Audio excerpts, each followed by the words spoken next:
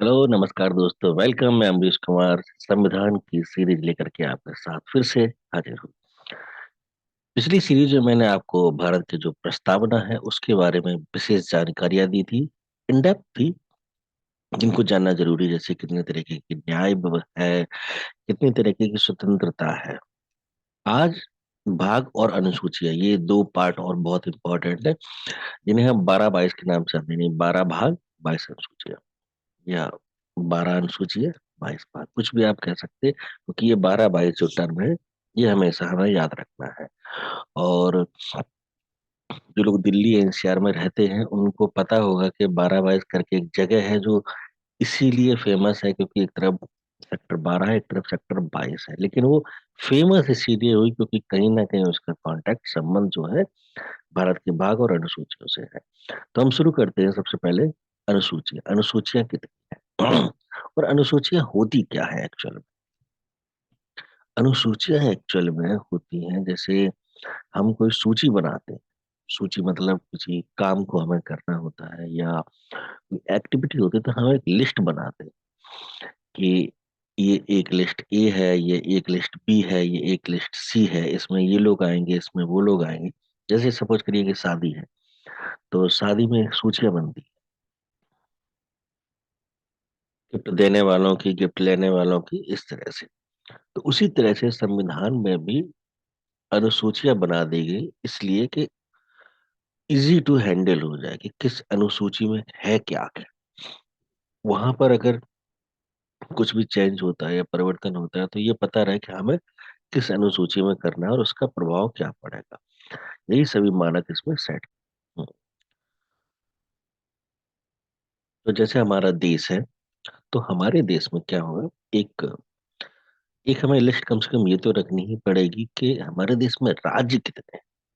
ठीक है, कितने राज्य हैं, कितने संघ शासित राज्य हैं। तो सबसे पहले जो हमारी लिस्ट होगी वो यही होगी कि हमारे देश में कितने राज्य हैं और कितने केंद्र शासित। तो ये अनुसूची वन हो गई।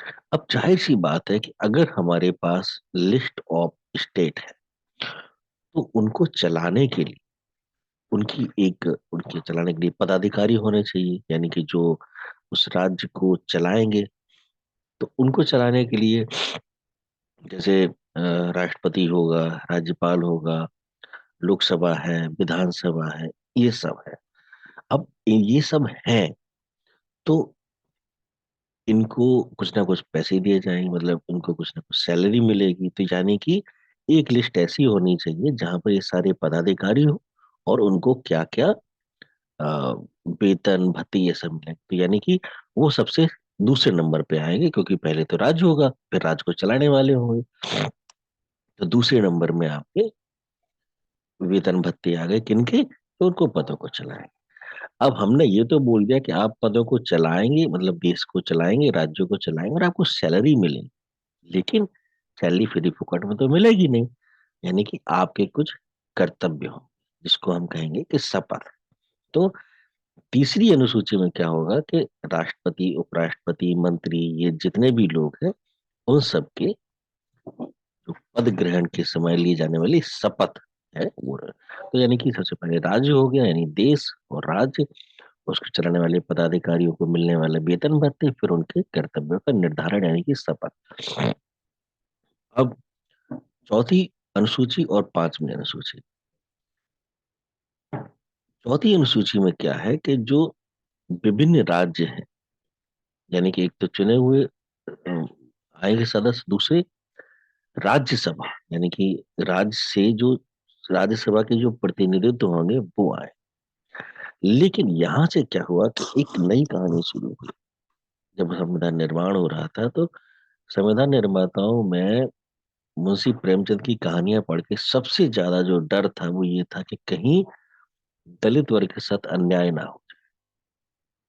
तो उन्होंने पांचवी अनुसूची में अनुसूचित जाति और अनुसूचित जनजाति की जो क्षेत्र है, जो प्रशासन है, वहां पर नियंत्रण, वहां पर जो व्यवस्था है वो कैसे चलाई जाए जिससे कि उनके साथ अन्याय ना हो।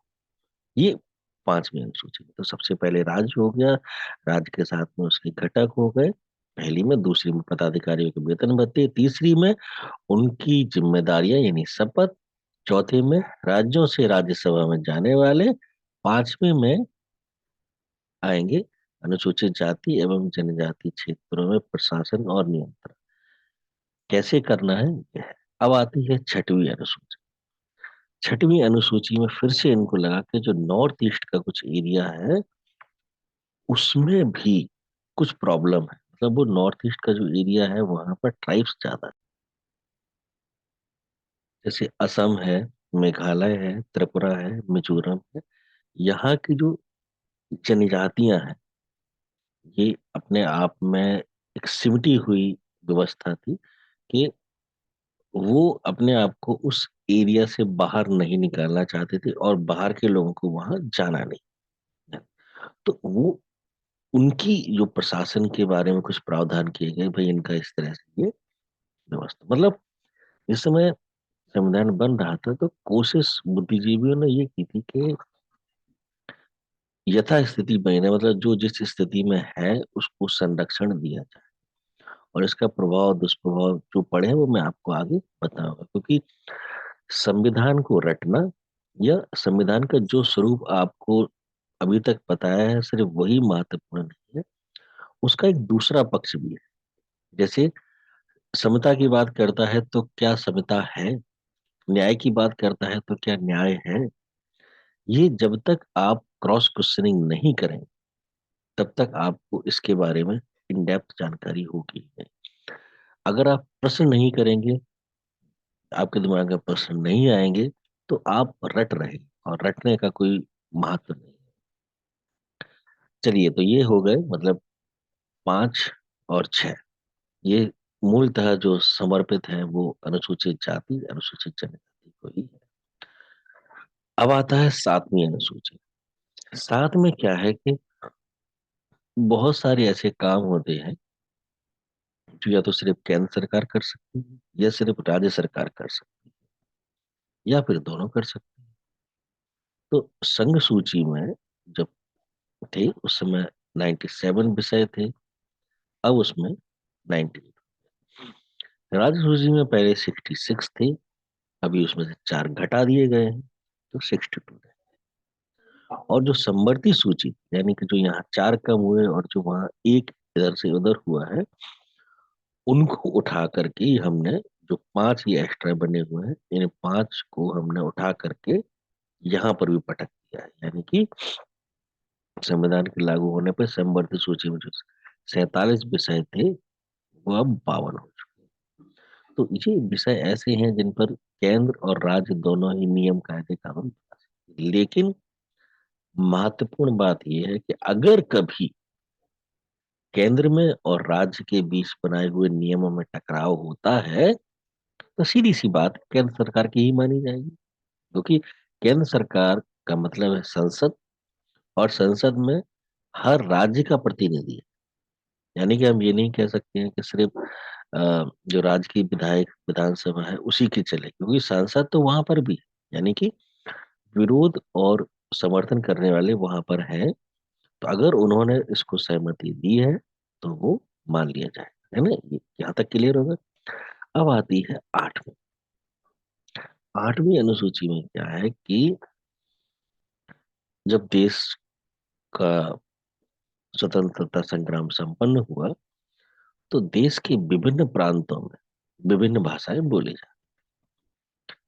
कुछ लोग इस पे अड़े थे कि हिंदी को राजभाषा घोषित किया जाए, कुछ इंग्लिश के लिए बोल रहे थे, कुछ तमिल तेलुगु सभी जो जिस क्षेत्र से था वो अपनी क्षेत्रीय भाषा को राष्ट्रीय भाषा बनाने के लिए प्रयास। और ये बात थोड़ी सी महत्वपूर्ण है कि उस समय भी देश की लगभग 70% जनता ऐसी थी जिसको हिंदी आती।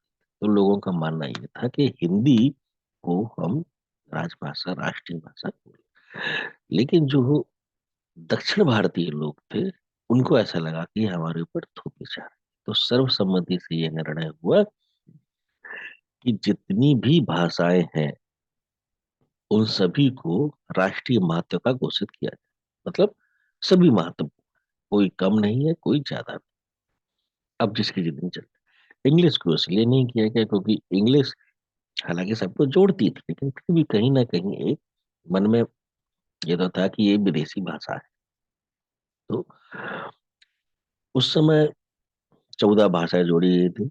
धीरे धीरे जोड़ते जोड़ते इस समय 22 भाषाएं हो चुकी है। ठीक है।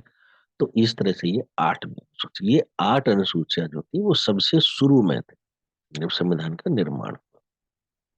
लेकिन चूंकि मैंने आपको पिछले मैं बताया था कि संविधान जो है एक तरह से कॉपी पेस्ट है। मतलब 1935 के जो संविधान की अनुसूचियां थी 250 की 250, मतलब जो अनुच्छेद थे वो ऐसे उठा के रखी फटाक से।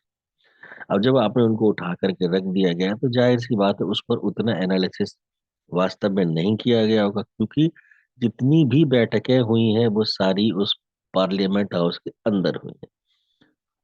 किसी ने बाहर जाकर के जनता के बीच में पूछा नहीं, बताया नहीं, और जनता भी इतनी जागरूक थी नहीं कि कुछ सवाल करे। जब संविधान लागू हुआ फिर विकृतियां आनी शुरू हुई, क्योंकि सबसे ज्यादा नुकसान तो उन्हीं लोगों को शुरू हो गए थे जो संविधान सभा में बैठे थे। तो लड़ाई वड़ाई शुरू हुई, मार पिटाई तो हुई होगी, नहीं हुई होगी, लेकिन कहीं ना कहीं उनको लगा कि संविधान में बदलाव चाहिए। तो संविधान लागू होने के 1 साल के अंदर, 1 साल के अंदर ही 9वीं अनुसूची को जोड़ी।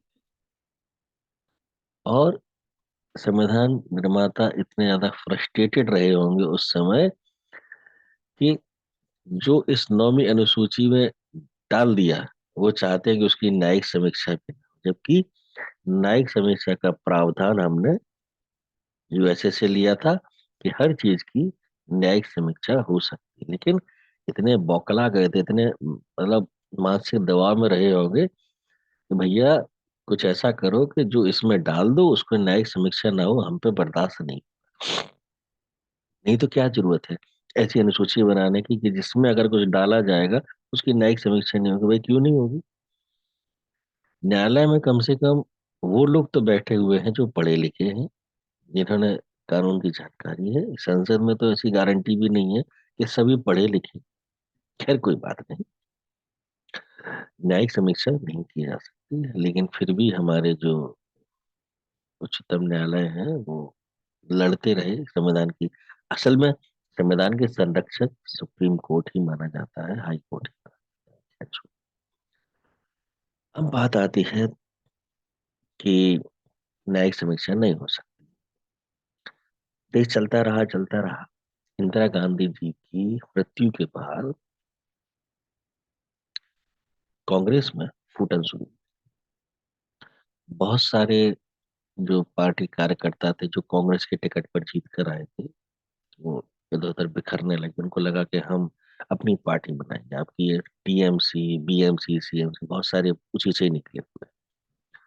तो राजीव गांधी ने क्या सोचा कि एक हम दल बदल जो विरोधी कानून है उसको ले आए कि अगर आप जिस पार्टी के टिकट से जीते हैं, अगर जीतने के बाद, क्योंकि देखिए ये एक शाश्वत सत्य है कि अगर एक व्यक्ति किसी पार्टी के टिकट से चुनाव जीता है तो उसके व्यक्तिगत प्रभाव के साथ साथ उस पार्टी का प्रभाव भी अवश्य पड़ा होगा उसके जिताने में।